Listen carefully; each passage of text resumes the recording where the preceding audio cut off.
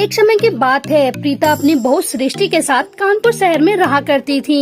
उसकी बहू सृष्टि काफी ज्यादा संस्कारी, सुंदर और सुशील थी, जो कि हमेशा से ही उसकी इज्जत किया करती थी। साथ ही पूजा पाठ में भी काफी ज्यादा व्यस्त रहती थी। मगर सृष्टि का पति ऋषभ बिल्कुल भी पूजा पाठ में विश्वास नहीं करता था और न ही सृष्टि की ज्यादा बातें माना करता था। वो बस सुबह जॉब पर जाता और वापस आकर खाना बना खाकर सो जाता। वहीं सृष्टि रोज सुबह उठकर नहा धोकर पूजा करके अपनी सास का आशीर्वाद लिया करती थी और उसकी सास प्रीता भी उसे हमेशा जुग जुग जियो बहू का आशीर्वाद दिया करती थी। और अपनी सासू माँ का आशीर्वाद लेकर सृष्टि घर के सारे काम करने के बाद अपनी सास के साथ समय बिताया करती थी और उसे कहती कि माँ जी, ऋषभ जी कब भगवान पर विश्वास करना शुरू करेंगे। तब प्रीता कहती कि बेटी तुम चिंता मत करो, भगवान सब कुछ संभाल लेंगे और वो खुद ऋषभ को सही रास्ते पर ले आएंगे। एक समय आएगा जब उसे खुद ब खुद भगवान पर भरोसा होने लगेगा। तब सृष्टि कहती है, जी माँ जी, जो आप कह रहे हो वो सब सच हो जाए।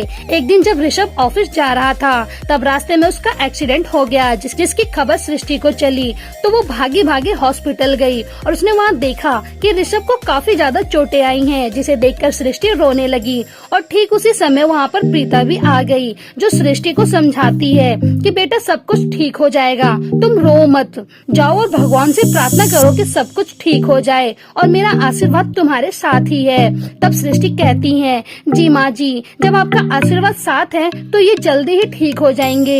इतना कहकर सृष्टि पूजा करने चली गई थी। जिसके बाद डॉक्टर प्रीता के पास आए और कहने लगे कि अब ऋषभ खतरे से बाहर है और आप उसे 2-3 दिन बाद ले जा सकते हैं। ये सब सुनकर प्रीता सृष्टि के पास गई और उसने कहा कि बेटा अब ऋषभ खतरे से बाहर है और हम दोनों जल्दी उसे घर वापस ले आएंगे।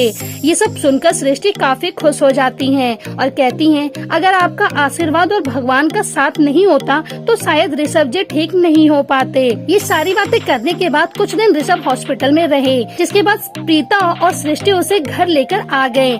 ठीक होने के बाद ऋषभ भी भगवान पर भरोसा करने लगते हैं और कहते हैं कि सॉरी सृष्टि और माँ, मैंने आप लोगों की बात नहीं मानी। और साथ ही यह भी कहता है कि अब से मैं आप दोनों की ही बातें मानूंगा और माँ, मैं हमेशा आपका आशीर्वाद लेकर ही घर से बाहर जाऊंगा। ऋषभ की सारी बातें सुनने के बाद वो दोनों कहते हैं कि कोई बात नहीं, इतना ही काफी है कि तुम्हें समझ आ गया कि तुम्हारी गलती क्या थी।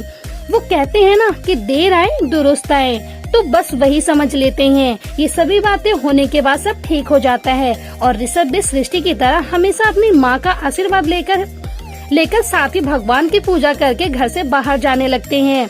तो दोस्तों, आपको प्रीता और सृष्टि की सास बहू की ये कहानी कैसी लगी?